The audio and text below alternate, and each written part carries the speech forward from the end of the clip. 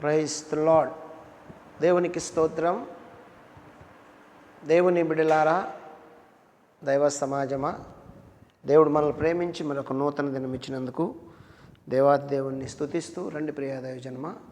ఈ దినం కొరకు పరిశుద్ధాత్మ దేవుడు మనకిచ్చిన పరిశుద్ధ లేఖనాన్ని చదువుకొని క్లుప్తంగా దైవ ధ్యానం చేద్దాం. అపోస్తుల కార్యాల గ్రంథం 14వ అధ్యాయము 22వ వచనాన్ని చదువుతున్నాను, జాగ్రత్తగా వినండి. శిష్యుల మనసు దృఢపరిచి విశ్వాసమందు నిలకడగా నుండవలననియు అనేక శ్రమలు అనుభవించి మనము దేవుని రాజ్యములో ప్రవేశింపవలననియు వారిని హెచ్చరించిరి. ప్రార్థన. పరిశుద్ధుడు, ప్రేమ నమ్మకం కలిగిన తండ్రి, యేసయ్య వందనాలు, స్తోత్రాలు, కృతజ్ఞతలు. చదవబడిన వాక్యాన్ని ప్రభువా నాకు మాకు బోధించండి, రుచి వడ్డించండి, సారాంశం తెలియజేసి మీరు మాట్లాడితే మేము బ్రతుకుతాము. నాతో అందరితో మాట్లాడి మహిమ పొందమని యేసునామములో అడుగుతున్నాను తండ్రి, ఆమేన్. హల్లెలూయా. దేవునికి స్తోత్రం కలుగును గాక. క్రీస్తు ప్రభునందు నాకు అత్యంత ప్రేమైనటువంటి జీవం కలిగిన దేవుని కుటుంబమా, దైవ సమాజమా, దేవుని ప్రజలారా, మరి మొన్నటి దినాన నిన్నటి దినాన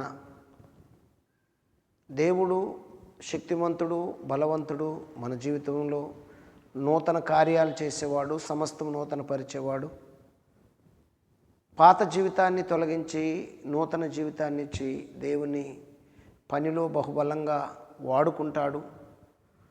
గడిచిన భక్తులు దేవుని అభిషేకాన్ని పోగొట్టుకొని పాతగిల్లినప్పుడు దేవుడు క్రొత్త జీవితాలను చేసి నూతనముగా వాడుకున్నాడు అనే కొన్ని విషయాలను మనం బోధించుకుంటూ నేర్చుకుంటూ వచ్చాం.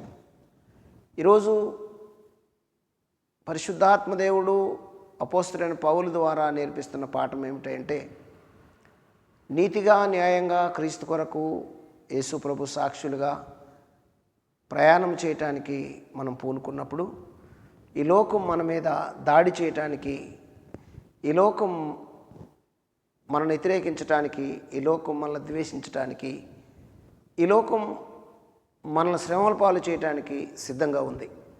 సిద్ధంగా ఉన్నటువంటి ఈ లోకంలో మనం సిద్ధంగా ఉండాలి. ఏమిటి అంటే, ఈ శ్రమలకు భయపడక, ఈ శ్రమలకు భయపడక. ఈ శ్రమలు మన మీదకి వస్తున్నాయి. ఈ శ్రమలు అనుభవిస్తూ మనం ముందుకెళ్తూ ఓర్చుకుంటూ కొనసాగితే దేవుని రాజ్యములో ప్రవేశిస్తాము అని లేఖనము స్పష్టంగా సాక్ష్యమిస్తుంది. దేవునికి మహిమ కలుగును గాక. అదే పౌలు భక్తుడు అక్కడ చెబుతున్నటువంటి మాట. ఏమని చెబుతున్నాడంటే, శిష్యుల మనసులను దృఢపరిచి, శిష్యుల యొక్క మనసును దృఢపరిచి విశ్వాసమయందు నిలకడగా నుండవలననియు అనేక శ్రమలను అనుభవించి మనము దేవుని రాజ్యములో ప్రవేశింపవలననియు వారిని హెచ్చరించిరి. బాబు భయపడకండి, ఈ శ్రమలు వస్తాయి, కష్టాలు వస్తాయి, బాధలు వస్తాయి. ఎందుకంటే ఆ పైన మనం చదువుకుంటే 19 నుండి కనిపిస్తుంది ఏంటంటే, పౌలు సువార్త ప్రకటిస్తున్నటువంటి సందర్భంలో అనేకులు వచ్చి ఇకోనియా నుండి, లూసియా నుండి, ఆయా ప్రాంతములలో నుండి వచ్చి పౌలును రాళ్ళు రూబి కొట్టి చచ్చిపోయాడని బయటికి ఈడ్చారు. యేసు ప్రభుతో అపోస్తలుడైన పౌలుతో కలిసి పనిచేస్తున్న ఆ శిష్య బృందాన్ని బెదిరించారు. అప్పుడు వాళ్ళు అనుకున్నారు, మన గురువుగారు చనిపోయారు, ఏం చేయాలో అర్థం కాదని ఆయన చుట్టూ గుమ్ముగూడి ఏడుస్తున్నటువంటి సందర్భంలో ఒక్కసారే పౌలు లేచి ఆ రక్తాలన్నీ ఇలాగా తుడుచుకొని, ఇలాగా ఈ కాళ్ళకు బట్టల మీద తుడుచుకొని, పదండి మనం భయపడవద్దు, అనేక శ్రమలు పొంది మనము దేవుని రాజ్యంలో ప్రవేశించాలి అని పౌలు సాక్ష్యమిస్తున్నటువంటి మాట. ఈ లోకంలో పాతగిల్లినటువంటి జీవితాన్ని నూతనపరిచే దేవుడు, బలమునిచ్చే దేవుడు, శక్తినిచ్చే దేవుడు, ఆయన కృపను అనుగ్రహించే దేవుడు, ఆయన కృపాక్షేమాలు అనుగ్రహిస్తున్నటువంటి ఆ గొప్ప దేవుణ్ణి మనం ఆరాధిస్తున్నామనే విషయాన్ని మనము మరిచిపోకుండా చేయవలసిన పని ఏమిటయ్యా అంటే, దేవుని కొరకు, దేవుని పని కొరకు మనము సిద్ధముగా ఉండాలి. యేసుప్రభు కూడా చెప్పారు. ఏం చెప్పారంటే, యోహాను సువార్త 16వ అధ్యాయంలో ఒక మాట మనకు కనపడుతుంది. యోహాను సువార్త 16వ అధ్యాయంలో యేసుప్రభు చెప్పినటువంటి మాట 16:33 వచనాన్ని మనం చూడొచ్చు. యోహాను సువార్త 16వ అధ్యాయము 33వ వచనంలో ఏమన్నాడు యేసుప్రభు అంటే, నా యందు మీకు సమాధానము కలుగునట్లు ఈ మాటలు మీతో చెప్పుచున్నాను. లోకములో మీకు శ్రమ కలుగును, అయినను ధైర్యము తెచ్చుకొనుడి, నేను లోకమును జయించి ఉన్నానను. దేవునికి స్తోత్రం కలుగును గాక. మీకు సమాధానం కలుగును గాక. శ్రమలు రావని కావద్దు. ఎందుకో తెలుసా, నేనంటే ఇష్టం లేని వారు అనేకులు మిమ్మల్ని ద్వేషిస్తారు, నా నిమిత్తము మిమ్మల్ని నిందిస్తారు, హింసిస్తారు. శ్రమలు వస్తాయి. ఎవరు చెప్పారు శ్రమలు రావని? శ్రమపడ్డాను నేను, నాకు వచ్చిన శ్రమలు మీకు వస్తాయి. కానీ నా అంత కాదు. మీరు ఓర్చుకోండి, మీకు సమాధానం కలుగును గాక. నేను లోకాన్ని జయించాను, నన్ను చూడండి, మీరు లోకాన్ని జయిస్తారు అని యేసు ప్రభు వారు చెప్పినటువంటి ఆ గొప్ప మాటలు ఈరోజు మనకు ఆదరణ కలుగు చేస్తున్నాయి. దైవ జనాంగమా, మరొక మాట అటు ముందుకెళ్ళి మనం జాగ్రత్తగా ఆలోచిస్తే, తెస్సలోనికీయులకు రాసినటువంటి మొదటి పత్రికలో ఒక మాట అపోస్తలుడైన పౌలు చెబుతున్నాడు. తెస్సలోనికీయుల పత్రికలో మొదటి పత్రిక 3వ అధ్యాయము 3వ వచనంలో చూస్తే అక్కడ మనకు ఒక మాట కనిపిస్తుంది. అక్కడేమని కనిపిస్తుందంటే,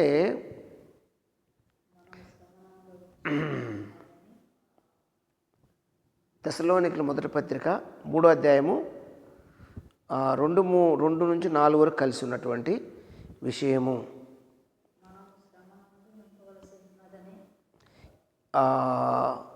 నేనును ఉండుట మంచిదని ఎంచి ఈ శ్రమల వలన ఎవడను కదిలింపబడకుండానట్లు మిమ్మును స్థిరపరచుటకును మీ విశ్వాస విషయమై మిమ్మును హెచ్చరించుటకును మన సహోదరుడును క్రీస్తు సువార్త విషయంలో దేవుని పరిచారకుడైన తిమోతిని పంపితిని. దేవునికి స్తోత్రము కలుగును గాక.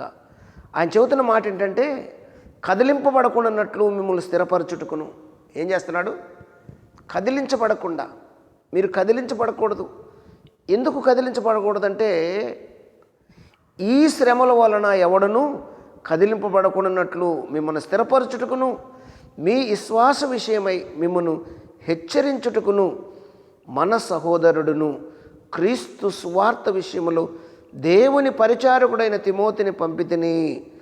మేము మీ యొద్ద ఉన్నప్పుడు మనము శ్రమను అనుభవించవలసి ఉందని మీతో ముందుగా చెప్పి తిని కదా, అలాగే జరిగినది. ఇది మీకును తెలియను.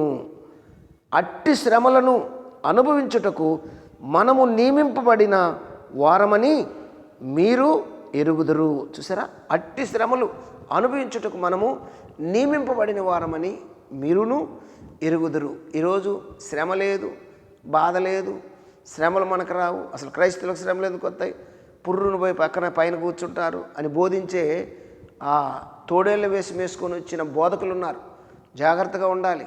శ్రమ క్రీస్తు నీతిమంతుడికే, క్రీస్తుని నమ్ముకున్నటువంటి వ్యక్తికే, క్రీస్తుతో నడిచే వ్యక్తికే ఈ శ్రమలు మనం అనుభవించాలి అని పౌలు భక్తుడు తెస్సలోనికీలో ఉన్న సంఘానికి చెబుతూ లేఖ రాసి పంపించాడు. దైవ జనాంగమా, అలాగే పేతురు భక్తుడు కూడా ఒక మాట తెలియచేస్తున్నాడు. మొదటి పత్రికలో ఒక మాట పేతురు మొదటి పత్రికలో చూడండి.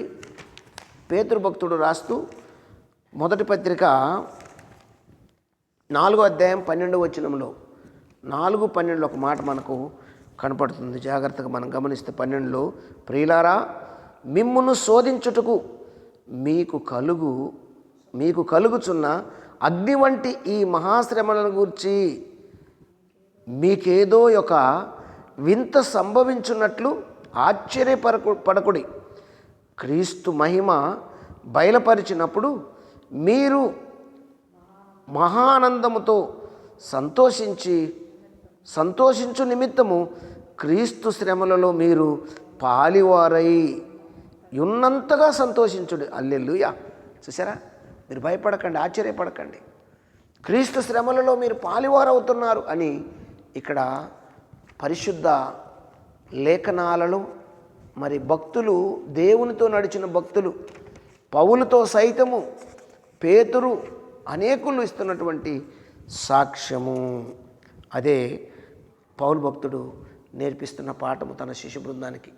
శిష్యుల మనస్సును దృఢపరిచి విశ్వాసమందు నిలకడగా ఉండవలననియు అనేక శ్రమలు అనుభవించి మనము దేవుని రాజ్యంలో ప్రవేశింపవలననియు వారిని హెచ్చరించి వారిని గణపరిచి వారిని ఏం చేశారు తెలుసా? సంఘమునకు పంపించి సంఘ పెద్దలను ఏర్పాటు చేసినటువంటి పౌలు భక్తుడు తెలియజేస్తున్నటువంటి మాట. ఈ రోజుల్లో యేసుక్రీస్తు రాకడ ప్రత్యక్షమవుతుండగా, రాకడ సమీపమవుతుండగా క్రైస్తవ సమాజానికి, నీతిమంతులకు, సత్యమును అనుసరించే వారికి, సర్వసత్యం బోధించాలనుకున్న వారికి ఎన్నో శ్రమలు, బాధలు, హింసలు, అనేకులు తునీకరించే స్వభావము, స్వార్థలు ఆపేసే పరిస్థితులు, స్వార్థికుని ఊరకనే కొట్టే, హేతువేమి లేకుండా కొట్టే పరిస్థితులు వచ్చాయి. ధైర్యముగా ఉండు, ధైర్యం వహించు, స్వార్థ ప్రకటించు, క్రీస్తు సైనికుడిగా నిలబడు. ప్రార్థన చేద్దామా? పరిశుద్ధుడు, ప్రేమ, నమ్మకం కలిగిన తండ్రి, స్తోత్రాలు, కృతజ్ఞతలు. ఎత్తబడిన వాక్యము ఫలింపచేసి మహిమ పొందమని అయ్యా, నీ పిల్లలందరూ దీవించి దినదీవిన దినరక్షణ మీ సన్నిధి కాపుదలందరికీ అనుగ్రహించి మహిమ పొందమని యేసునామములో అడుగుతున్నాను తండ్రి. ఆమెన్. God bless you. దేవుడు మిమ్మల్ని దీవించి ఆశీర్వదించును గాక. ఆమెన్.